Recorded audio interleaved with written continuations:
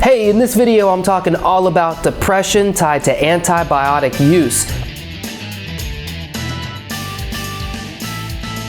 Welcome back to the Holistic Nootropics YouTube channel, where we discuss using nootropics, biohacking, and nutrition to help you boost your cognition. If you're new to the channel, then please consider subscribing so you can stay up to date on all the latest videos that we release here on the channel. Of course, if you enjoy the video, please remember to give it a thumbs up and leave a comment down below and let me know what you think. Also, if you are interested in finding the best quality supplements, then head on over to holisticnootropics.com and sign up to receive a free copy of my supplement buying guide. This is a full color guide that walks you through how to buy the best quality supplements, and this is especially important if you're buying supplements from places like Amazon.com, GNC, Costco, Walmart, or your local health food store. This video is all about antibiotic-induced depression. Now, every year there's about 300 million antibiotic prescriptions filled in America. And according to the CDC, about 30% of those are deemed completely unnecessary. That's close to 100 million inappropriately prescribed rounds of antibiotics. I get it, doctors aren't perfect, they're gonna make mistakes, they're human. In fact, doctor-caused death is the third leading cause of death in the United States. And no, I'm not saying that antibiotics taken inappropriately can lead to death. No, this is actually far worse than that. This amount of antibiotics being taken inappropriately every year is leading to the rise of antibiotic-resistant bacteria, otherwise known as superbugs. And if you think COVID is bad, just wait till we don't have a cure for gonorrhea. Now, antibiotic resistance isn't the only side effect of antibiotic use. In fact, mood disorders are frequently found to be a common problem in many people who use antibiotics. This is especially true for cases of anxiety and depression, which can actually come from even just one round of antibiotics. This is because antibiotics disrupt the intricate balance between the brain and the gut. Researchers even note that when the microbial balance of the gut is disturbed by antibiotics, inflammatory factors like corticosterone, cell necrosis factor, and endotoxin in the blood all increase, while brain-friendly GABA, 5-HT, neuropeptides, and BDNF all decrease. In fact, according to this study in the journal Psychiatry Research, there are multiple gut-brain mechanisms involved in antibiotic-induced depression. Antibiotics affect neurotransmitter production, inflammatory factors, glial cells, among many others.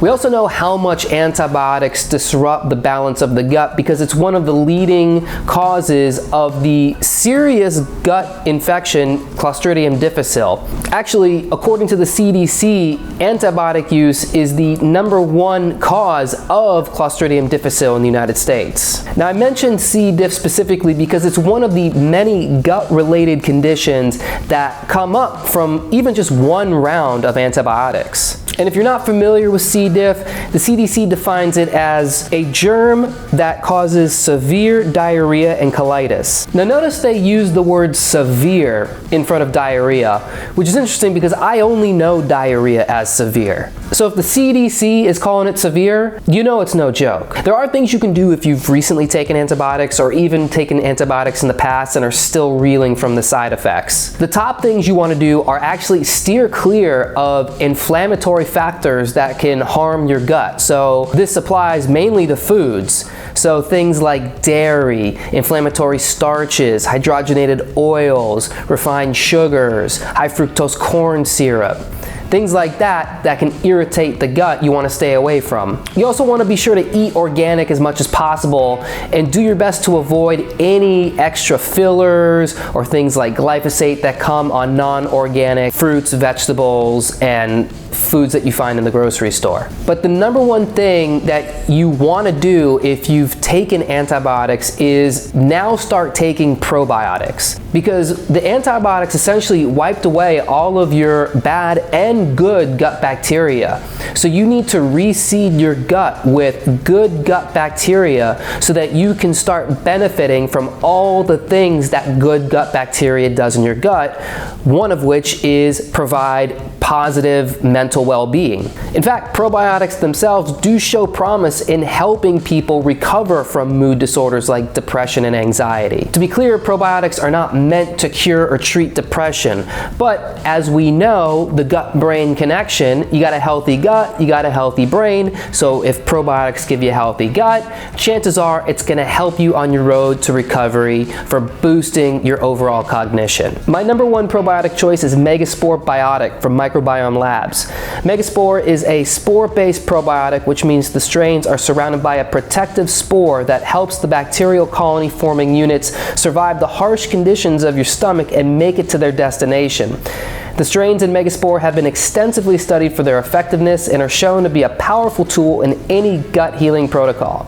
You can follow my link below to get yourself a 20% discount on your bottles of Megaspore. For life, you will get that 20% discount. Now, I have a lot more to say on this topic of antibiotics and cognitive health, but we're gonna have to save that for another video. In the meantime, if you enjoyed this video, please remember to give it a thumbs up, and if you haven't done so yet, subscribe to the channel so that you can get updated every time we release one of those new videos on the channel. Thanks so much for watching, everybody. I'll catch you on the next video.